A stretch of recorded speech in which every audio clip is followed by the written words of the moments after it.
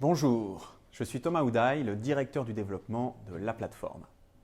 Alors l'intelligence artificielle, tout le monde en parle, mais peu de gens savent réellement de quoi il s'agit.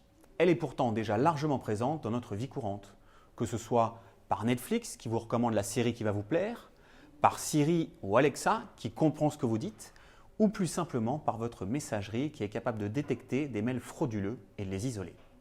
Dans cette vidéo, on vous explique concrètement ce qu'est l'intelligence artificielle et dans les suivantes, vous pourrez approfondir et découvrir comment l'utiliser dans votre entreprise.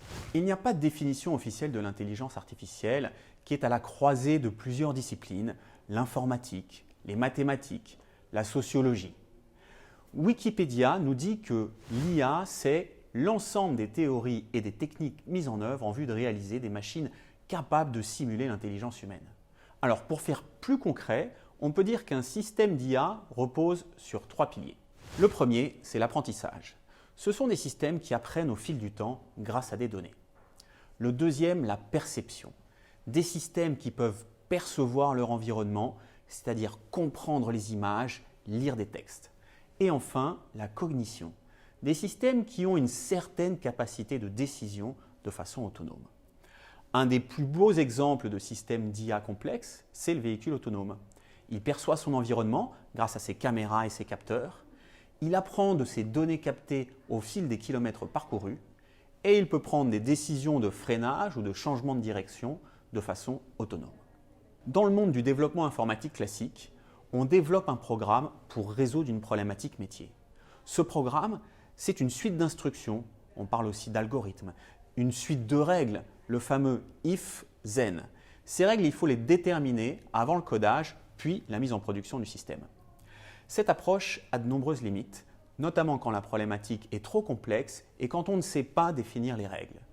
Comment, par exemple, définir les règles d'un système de conduite autonome? C'est là que l'intelligence artificielle entre en jeu avec son principal concept, le machine learning ou apprentissage statistique. Comme un enfant qui apprend à lire, la machine va apprendre à partir d'exemples. À votre enfant, vous lui montrez d'abord des lettres, des mots, les mêmes et de façon répétée durant toute cette phase qu'on appelle l'apprentissage. Quelques mois après, votre enfant pourra reconnaître un nouveau mot, puis lire un texte qu'il n'a jamais vu. C'est la phase de généralisation. Et bien, de façon similaire, on va montrer de nombreux exemples à une machine, des images de chiens par exemple. Puis lorsqu'on va lui montrer une image nouvelle d'un chien qu'elle n'a jamais vu, elle saura reconnaître que c'est un chien. La grande différence entre l'informatique classique, la programmation classique et le machine learning, eh bien, c'est qu'en machine learning, on ne programme pas l'algorithme, mais on l'entraîne avec des données pour qu'il trouve les paramètres optimaux qui vont lui permettre de généraliser. Continuons avec un exemple concret. Imaginez que vous êtes un agent immobilier. Vous voulez construire un système qui vous aide à fixer le bon prix d'un nouveau bien qui arrive dans votre portefeuille. Vous avez à votre disposition une liste avec toutes les transactions historiques que vous avez traitées par le passé. Ici, de façon simplifiée, chaque transaction est caractérisée par la ville, la surface du bien et le prix de vente réalisé. On va entraîner l'algorithme, ici une fonction linéaire simple, pour qu'il détermine les meilleurs paramètres A et B, c'est-à-dire la droite qui représente le mieux notre phénomène. Alors le système teste d'abord au hasard différents paramètres et on obtient par exemple la droite rouge qui à l'évidence n'est pas la bonne. Puis à force de tester d'autres paramètres, en essayant de minimiser les écarts entre la droite et les points, on obtient un paramétrage optimum, c'est la droite verte sur notre schéma. Cette droite, c'est notre modèle de machine learning entraîné. Pour un nouveau bien qui arrive sur le marché, il suffit d'indiquer la surface, le x de la fonction linéaire et il nous prédira le prix de vente idéal. C'est ça le machine learning. Alors pour des algorithmes plus complexes comme le deep learning, les fameux réseaux de neurones artificiels dont on parle beaucoup, on va avoir un très grand nombre de paramètres à déterminer, plusieurs millions ou centaines de millions pour reconnaître des images par exemple. Mais sinon, le principe reste le même. Cet exemple du traitement d'images illustre une autre des grandes caractéristiques des systèmes d'intelligence artificielle.